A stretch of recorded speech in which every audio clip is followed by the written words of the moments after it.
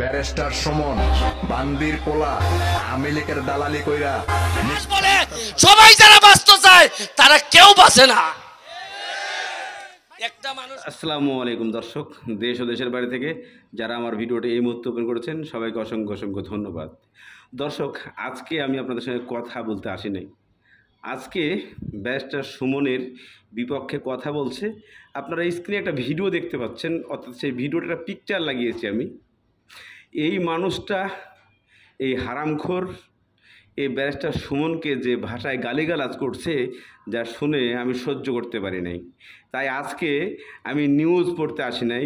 এই হারামখোরকে যে যত পারেন ইচ্ছা মতো আপনারা বলবেন, আর তার কথাগুলো একটু শুনুন, তাহলে বুঝতে পারবেন না। ব্যারিস্টার সুমন বান্দির পোলা আওয়ামী লীগের দালালি কইরা মিথ্যা নাটক সাজাইয়া জামাত বিএনপি নেতা কর্মীদের ফাঁসি দিছ।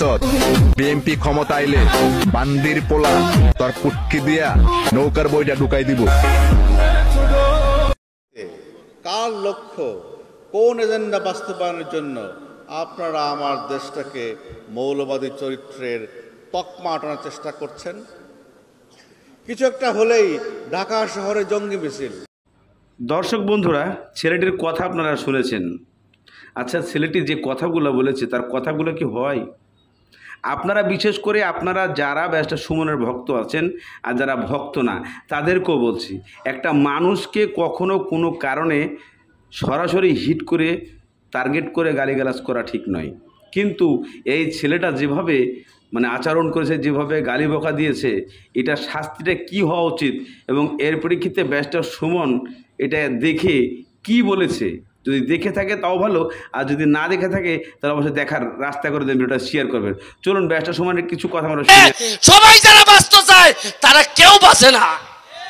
উত্তরে মানুষে জিগায়, আপনার কাছে কখনো কি মনে হয় না যে আপনার এই স্বচ্ছতা মানুষের অস্বস্তির কারণ হয়ে গেল? মানুষ না অমানুষের। আপনি যদি একটা মলম দেন, একদম ক্লিন পরিষ্কার জায়গায় মলম দিলে জ্বলবে না, জলে হচ্ছে গিয়ে কাটা সেরাতে। তো যাদের কাটা আছে তাদের তো জ্বলবে। আর আমার কাজ মলম হিসাবে থাকা, যতদিন এক্সপায়ারি ডেট না হয় ততদিন পর্যন্ত এই মলম আমি দিব। আর যখন এক্সপায়ারি ডেট শেষ হয়ে যাবে তখন শেষ, আর একটা নতুন মলম হয়তো জন্ম নিবে।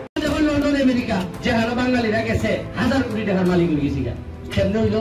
ট্রেন খাটাইছে, শ্রম দিছে, আর বাংলাদেশে তাহলে মানে না পারছে। আমি দর্শক, যে মানুষটা মানুষের উপকারের জন্য নিজেকে সময় দিতে পারে না, নিজেকে খাওয়ার সময়টুকু পায় না, যে নিজের জন্য কোনো কিছু রাখতে চায় না, সেই মানুষটাকে এইভাবে মিথ্যা অপবাদ, মিথ্যা গালিগালাজ, খারাপ আচরণ, এর মূল কারণটা কি, এই জিনিসটা আমার জানার খুব ইচ্ছা হয়েছে। এবং এই ছেলেটাকে বিশেষ করে আপনারা কি করা উচিত ব্যারিস্টার সুমনের, আপনারা কমেন্টের মাধ্যমে লিখবেন। আর আজকের ভিডিওটা সবসময় আপনারা শেয়ার করার চেষ্টা করবেন যারাই দেখবেন। ইনশাল্লাহ সবাইকে ভালো।